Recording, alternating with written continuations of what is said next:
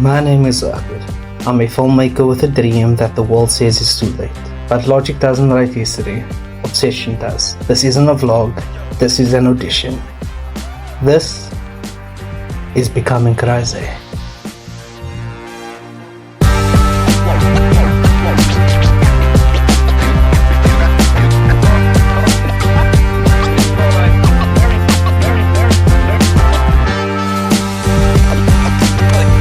So before this episode starts, it is very,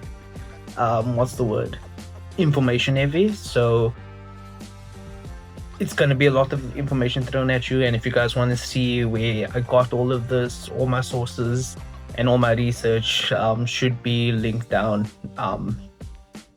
below. And you'll see it under references. But yeah, enjoy guys.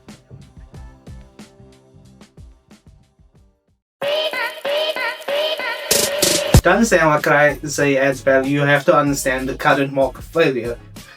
The industry is currently in what I like to call the human-centric pivot.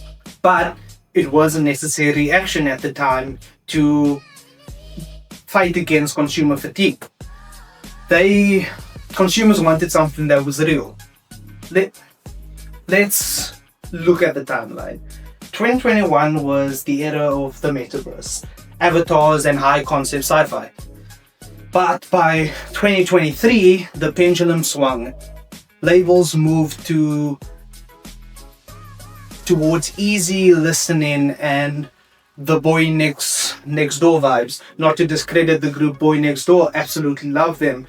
But here is where the data gets interesting. While relatability wins on TikTok, mythology wins in physical sales and fandom longevity. Right now, the big four are cannibalizing each other. They are fighting for the same fresh face market share. In business terms, they have created what is called a red ocean, a space where everyone is fighting for the same slice of the pie, things, and using the same suburban aesthetic. HYBE's current portfolio is brilliant, but there's a vacuum. Take a look at this quadrant. High fantasy and global cinematic. We have groups that are global in distribution, but their creative direction is still very Eurocentric or North American centric. KRYZAE addresses the post-successor gap. Think about it. When the titans of the third or fourth generation move to solo activities or military service, what happens to their core demographic?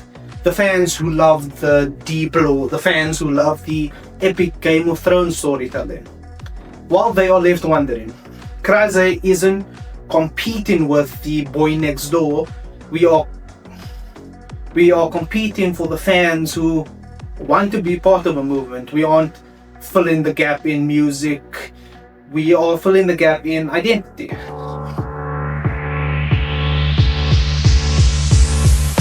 Visual direction is the first point of contact. If you scroll through Instagram right now, boy group aesthetics are leaning into the 90s Y2K nostalgia. Baggy jeans, retro vibes. It works, but it's becoming predictable. The aesthetic of KRYZAE can work with the predictable looks, the baggy jeans of Y2K, the 90s layered looks. But KRYZAE's aesthetic is what I have dubbed Neolithic Futurist. I'm sure there is an official term for this, but right now that's what we will be calling it. KRYZAE uses the rules of three to their advantage, and this is especially true when it comes to its visual staging. The ancient, the stone silk sand feeling, the modern, the asymmetrical tailoring, tech fabrics, and the divine, ethereal lighting and, the star motif. This creates a sonic visual sync. When the beat drops, the visuals isn't just a dance, it's a ritual. The atmosphere drives user-generated content because, well, the look is so distinct, it creates its own subculture within social media. KRYZAE isn't just a cool aesthetic, that's not the only thing that makes it marketable. Let's talk about market penetration. Most global strategies focus on the US and the UK because of the Billboard prestige. And while that is important, of course, the longevity strategy lies here in the global south. This is where we have the highest growth in the youth demographic. And KRYZAE's blueprint uses the hub and spokes model.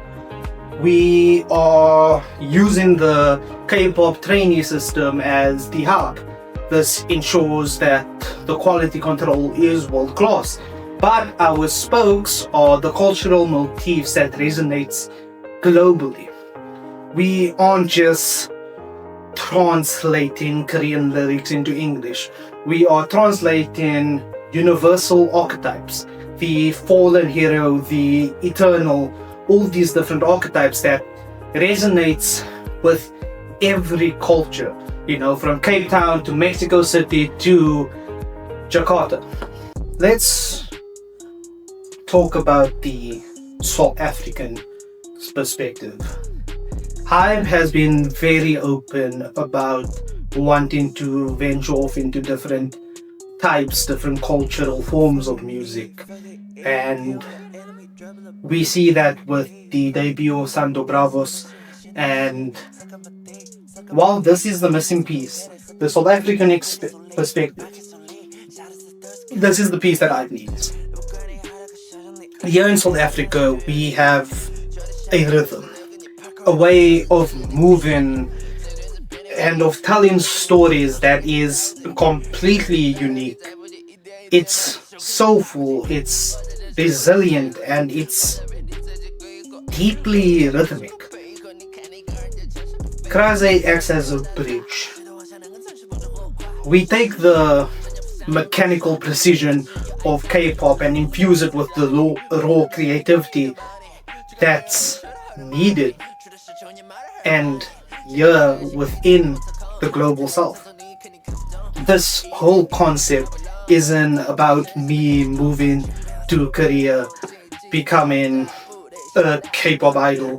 It's about bringing a new flavor to the global stage that no one else can replicate. That's our competitive advantage.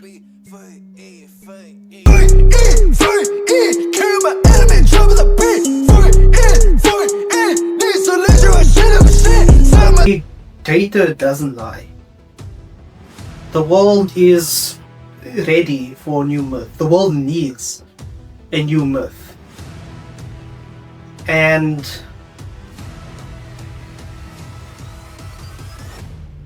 HYBE might be the only place for this myth to exist.